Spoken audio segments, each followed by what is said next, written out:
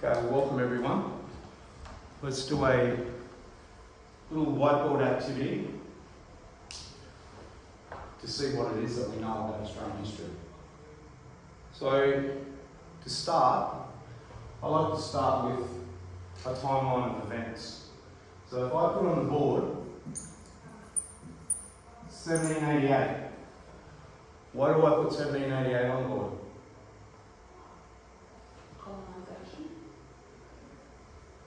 So that is the day that Aboriginal lives changed forever.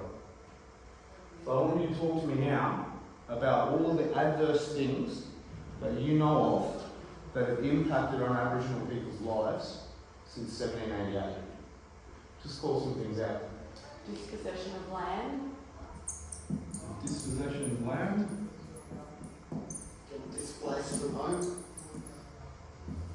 Displaced from home. Yeah. And everything that comes with that. So, Okay. You want to give me a couple of examples? Slavery. yeah, slavery, violence.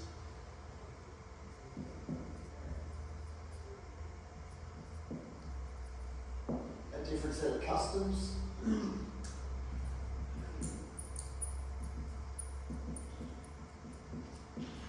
Yep.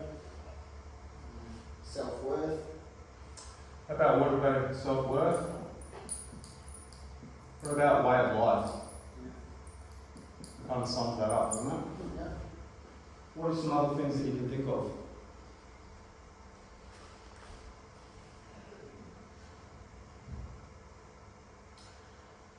New systems that were introduced to white people systems and way of living. Would that fall under way of life? Yes, it would. Okay. What else?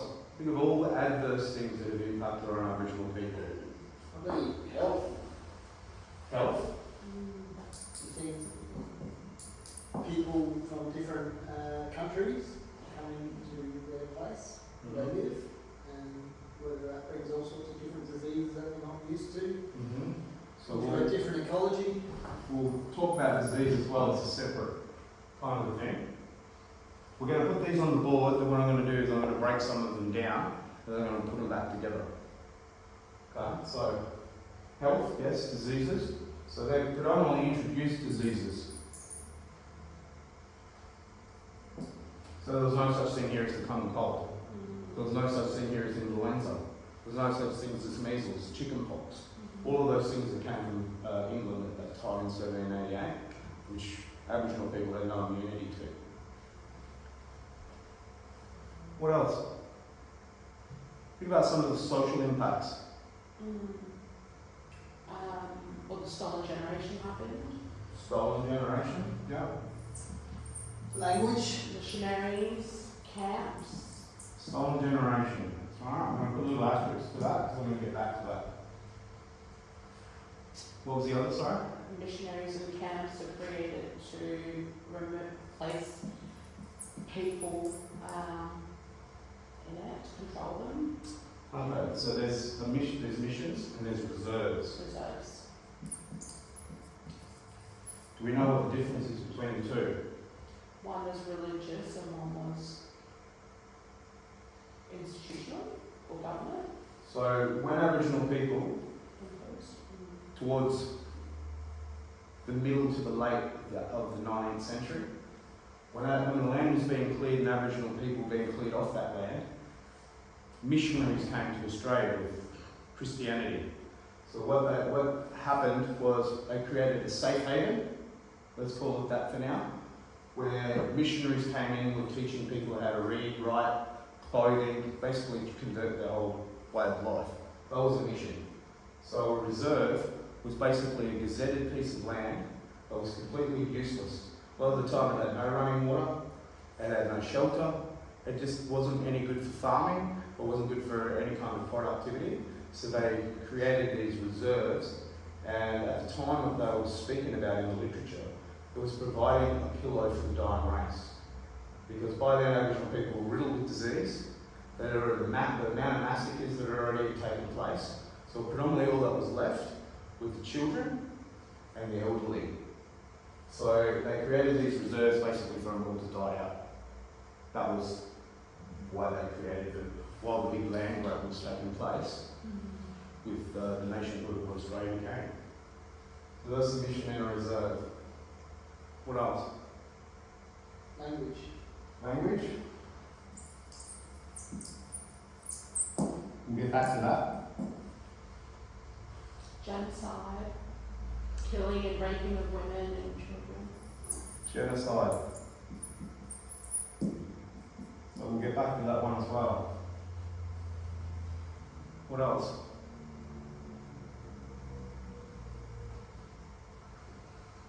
Maybe education, or I mean that goes into the other thing before, but sort of it's just totally different.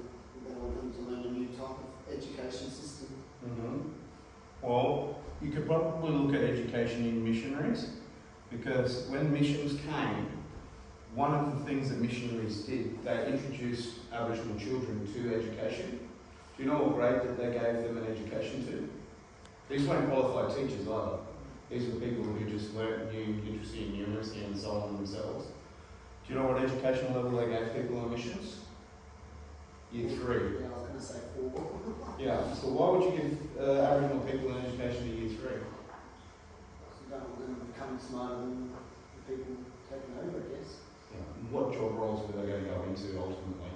Low level labour, I guess. Yeah, they were going to become domestic servants and labourers, so they don't need an education. So that's why they gave them an education to Year 3. So Why do you think they gave them an education only to that point, apart from obviously what you've already mentioned? Why would they even bother at all? why? Because I guess it's a Christian thing to do, and they did it through their own belief system. It wasn't something that the government initiated. This is people who came from the church and said, well, look, if we're going to be doing this, we might as well give them some low level of understanding our system. What else? I guess you introduce them to different food as well, and removing them from their normal way of eating and source of food, I guess. So diet. Diet. There was a change in diet. Yeah. So the first change in diet started to happen around missionaries and reserves. So the Aboriginal people who were out on the land still, and they wanted to get them onto a mission or a reserve, while they're going for the big land grab, ultimately food was involved, because their traditional hunting grounds are disappearing, because agriculture was starting to open the land up. So what they did in missions and reserves was they gave people rations. So you know what was in rations? Flour, tea, sugar, and tinned meat. Sometimes they have tobacco, but that, for an Aboriginal person who went from a lean diet of fruits, nuts, and game to that is why we've got initiatives like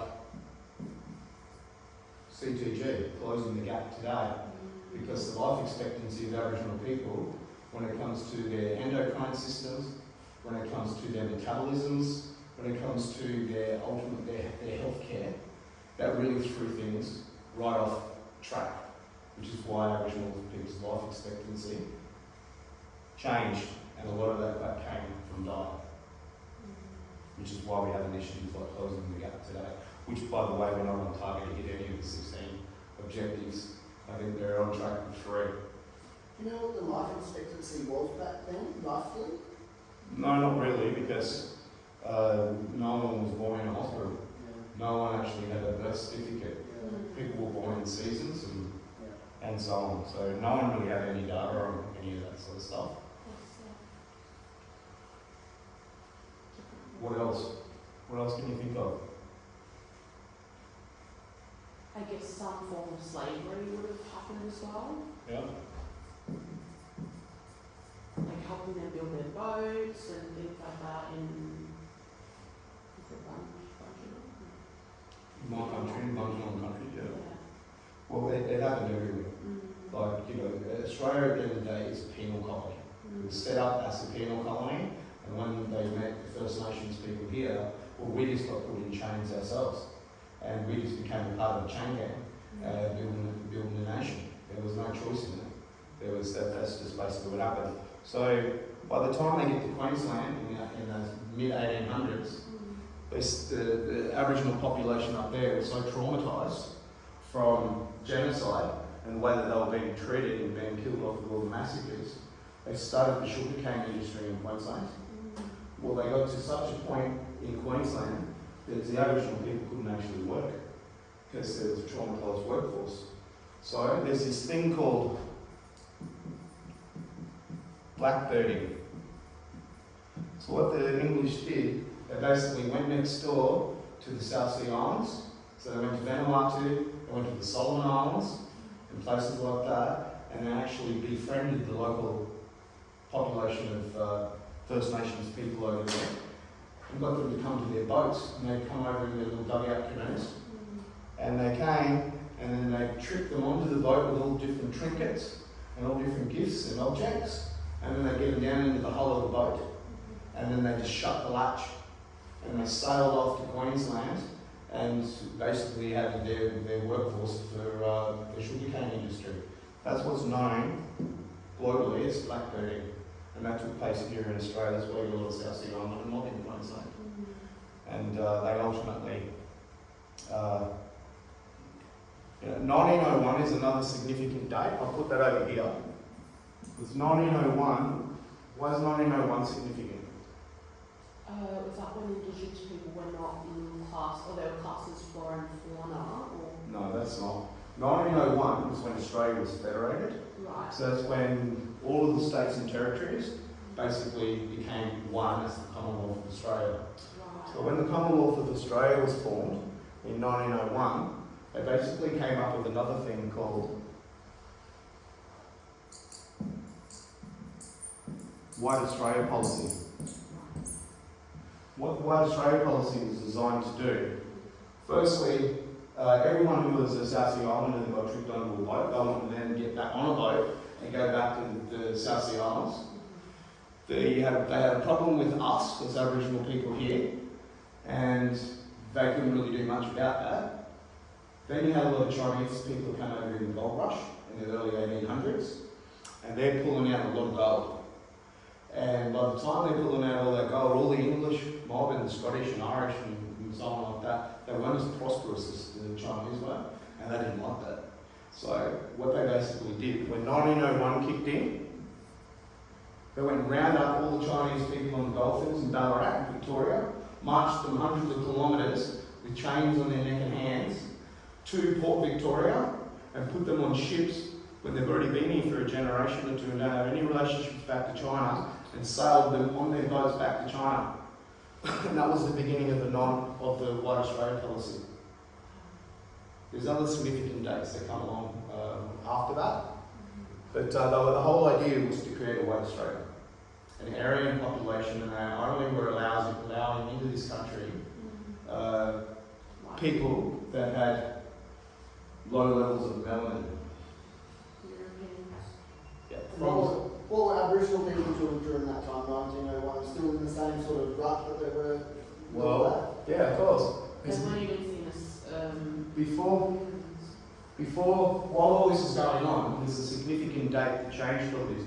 Because Aboriginal people, at this point in time, fell under the Flora and Fauna Act. So we had the same rights as a dingo, or a koala bear, or a gum tree.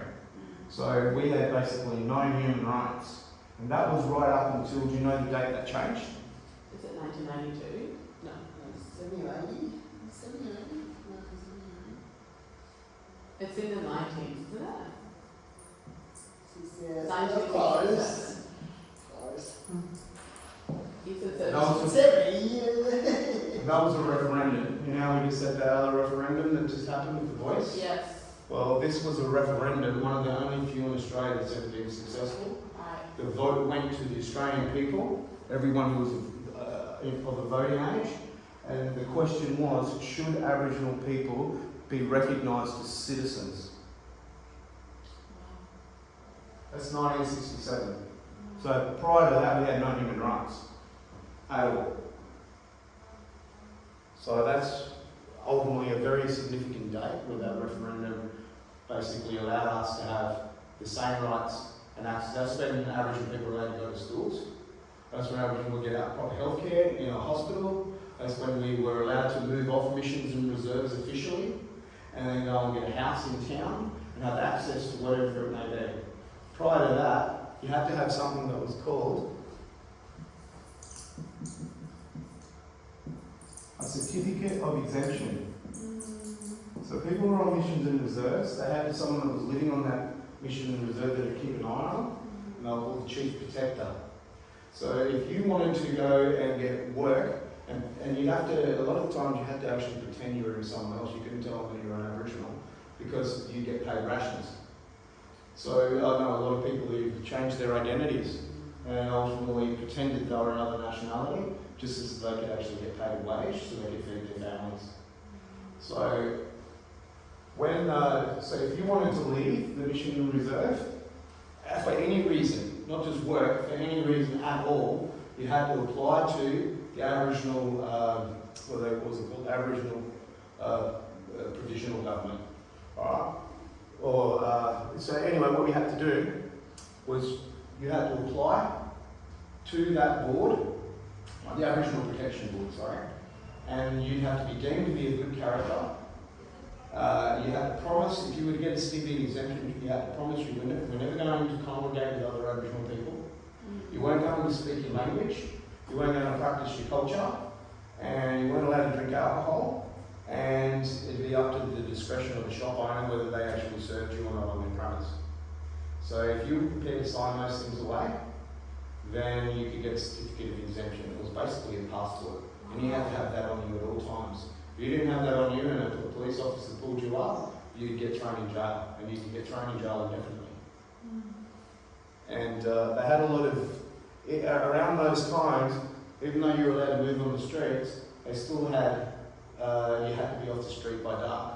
And they'd have a certain road, like in Queensland, there's the road in Fortitude Valley. It's called Boundary Street. That's the line. If you're not back on that side of that line by dark, all hell would be paid for. Okay, so. Isn't it crazy something like, say, 1967, and that referendum, that is voted on by white people when there's something that's directly related to, say, Aboriginal people. Like, why should white people allowed to vote on that one? It's not them that's affected by it, you know, just crazy. Yeah, good point. So, if we're going to look at the top of the timeline here, there's a significant event that's worth putting up here, and it's called the Mabo decision. Do you know about the Mabo decision? Not enough. Okay, Eddie Mabo is what this is based on. So basically, before I do this, there's another step. So Australia was claimed under, I'll get back to that, right? Australia was declared, so in 1788, Jan 26, Australia was declared as terra nullius. Alright? Do you know what terra nullius means? Yeah, so it's Latin. The terra is land, nullius is nil. So a bit of history though here, and that is the world superpowers at the time. They were the world superpowers because they had superior warcraft technology. So you had the Dutch, the Portuguese, the French, the Spanish, and the English. And they were all connected to each other through Christianity, through the church, and they all invaded each other multiple times by the time the 1400s come around. So in the 1400s, they have an agreement with each other. The Dutch, the Portuguese, the French, the Spanish, and the English. And that agreement was because they realised that the world wasn't flat. Right? I know some people, if anyone here does think the world's flat, like, you know, I don't mean to offend you. But for this conversation, though, the world is round. Okay? So by the time that they sailed beyond the horizon and they realised it didn't drop off the end of the planet, they came back with plants, animals, people, objects, heirlooms, elements of curiosity, and they go, oh my God, there's a whole other world out there that we've never discovered, which they often call the New World. Well, the Dutch, the Portuguese, the French, the Spanish and the English had an agreement with each other. There were three ways that we could get that new land, because now everyone's gone for a big land grab. Right? So they had an agreement, and there was three ways that they could get new land. One was, you go in, and you come across a new land, and you go to war with those people. And you win that land by might, then you stick your flag in the ground, and then that land becomes yours ultimately. The other way was, you go into that land, you go to war with them, but you don't win. Then what do? This has happened in America, it's happened in Canada, it's happened in New Zealand. Create a treaty. Treaty. So that's an agreement between the two parties of how you're going to use the land together. So that was the third thing. So that was the second way. So the third way was, if you go into a new land and there's nobody that lives there, you can declare it as terra nullius, put your flag in the ground, and you can claim it as your own. So that's the beginning of the first legal lie of the setup of Australia, because Australia was obviously occupied and for millennia by people who lived here. So the concept of terra nullius is what Mabo challenged. So Mabo was a cleaner at the James Cook University in Townsville, and he used to clean the law faculty. So as he's cruising along cleaning, he'd hear these mob in there yarning about the whole concept that we've just talked about, those three ways of concept. And he's gone, what? Nobody lived here. He goes, well, that's... And then he started to learn, well, what do they need to understand? To recognise us, the Westminster system, because Australia is governed by the Westminster system, which is borrowed from England. So they needed to see lands were marcated with fences, you had shared ownerships of property, you'd have permanent dwellings, and he'd go, man, I can show them all that on my island there. You might have cleared mainland Australia, but we've still got all of that in place right now on Muir Island and the Torres Strait Islands. So he challenged the High Court, took him to court, and basically that case got overturned and the concept of terra nullius got overturned, and he won that court case. He did not survive until the end. He ended up getting cancer, and they actually did the final deliberation in the decision on Muir Island with a panel of High Court judges who witnessed themselves all of the things that Eddie Mabo was talking about, and the concept of terra nullius was overturned. So, do you know when the concept of Australia being occupied by Aboriginal people was overturned? And the Mabo decision became final? 1992. 1992. So we've been living like there's been no Aboriginal people living here until that decision in 1992. People before knew that and they still lied about it. Yeah, because there's a profit in it. There's money in it. So, there are a few things that just spin off that. Do you just want to put any more stuff on the board? Because there's a hell of a lot more we can put on the board. From 1788 or just in From general? 1788. Institutional racism, like discrimination. Okay, what I think I'll do now, I'll do something else. What I'll do is, I'll look at these things, I'll put a little thing next to me. Stolen gen, language, and genocide.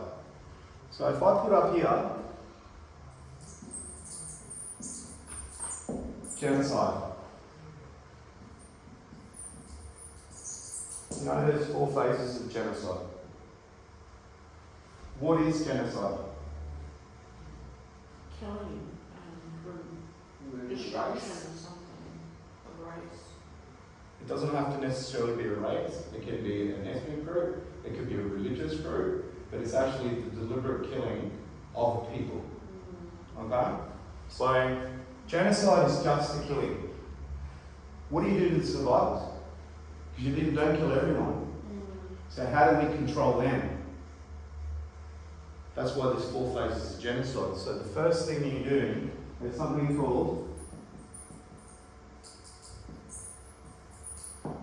epistemicide. It's connected to a word which is epistemology. Epistemology is about knowledge systems. So if you are going to invade people, if you're going to do all these things to them, then you've got all the survivors left. When they're living on these missions and these reserves, which are basically concentration camps, epistemicide came into play. This is where you get the old people and you get the young people.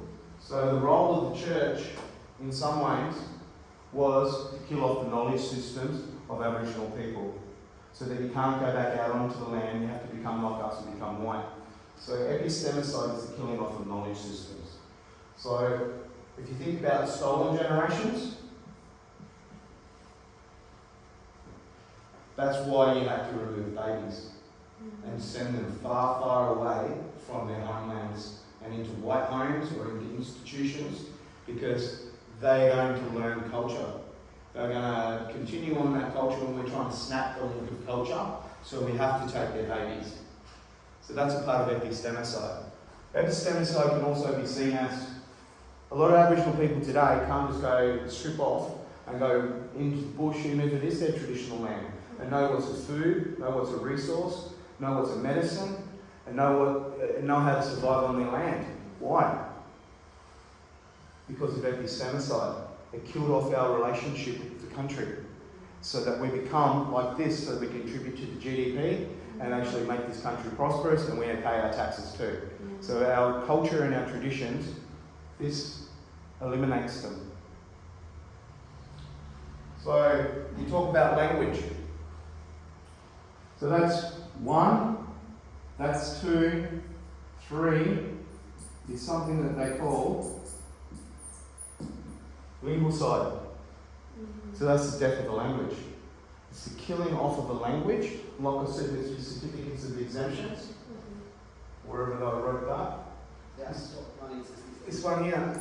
So with the certificate of exemptions, and as I said, you would have to promise that you were never going to speak your language again. That is a part of the destruction of your traditional languages. So not only that, we will force not to speak our language, which then the less that you speak your language, it's either you use it or you lose it. So this is where the state of Aboriginal languages, I think the last study that happened that I'm aware of by linguists, there was over 450 languages that were Aboriginal languages here, that are known languages. I think there were 16 that are left that are fluently being spoken today. So that's almost the complete destruction of our contribution to the languages of humanity. So that's linguicide. 4 is ecocide. Do you know what ecocide is?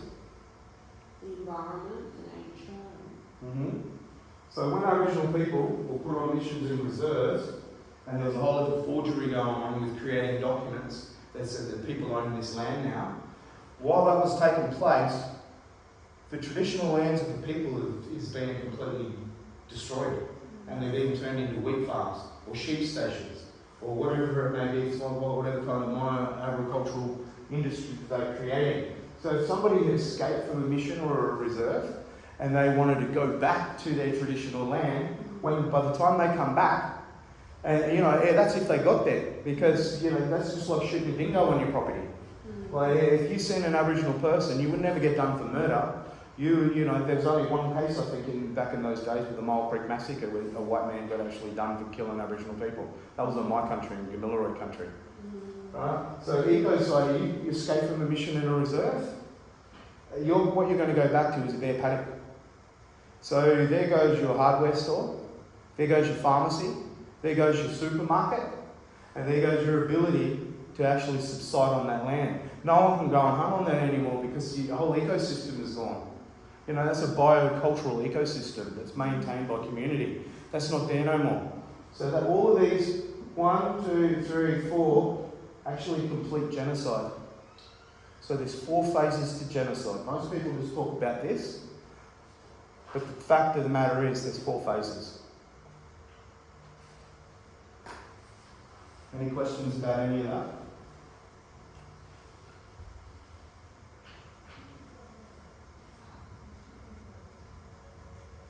What are the 2 spoken fluent language now? The 16. Oh, 16. Yeah. Yes. Most of them are all in the desert and the top end, where colonisation is whip, Yeah. and stings hard. That's a lot of my people from the East Coast. Yeah. And $600 to $400. Yeah.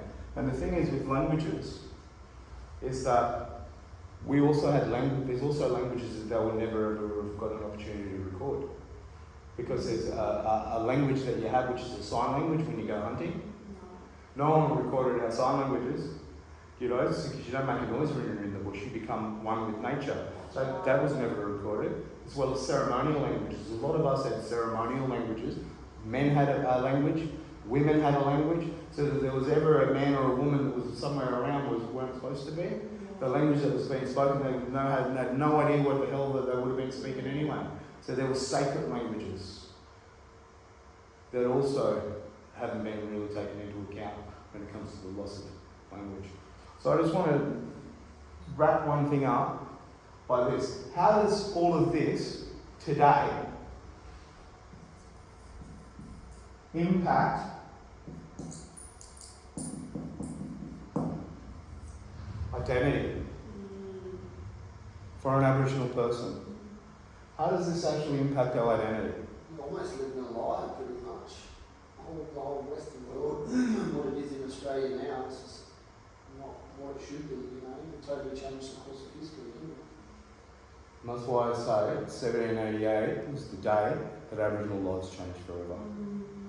Now, when you think of the justice system and Aboriginal people that are incarcerated there, you see young people that have fallen through the cracks in the education system. You see the hospitals are full, the jails are full. Definitely the employment sector isn't full of Aboriginal people. It's really impacted on people's identities. The lack thereof self-identity as well, Yeah. and understanding.